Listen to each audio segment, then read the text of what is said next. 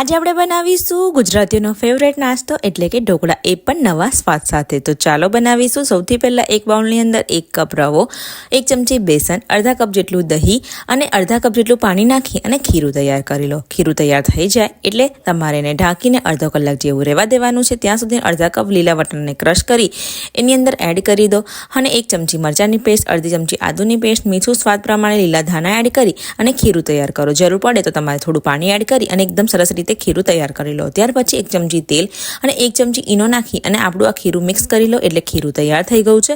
હવે ઢોકળિયાની થાળીને ગ્રીસ કરીને એની અંદર ખીરું ટ્રાન્સફર કરી લો અને એને ઢાંકીને 10 મિનિટ જેવું સ્ટીમ થવા દો। ઉપરથી લાલ મરચું પાવડર પણ એડ કરી દેવાનો છે।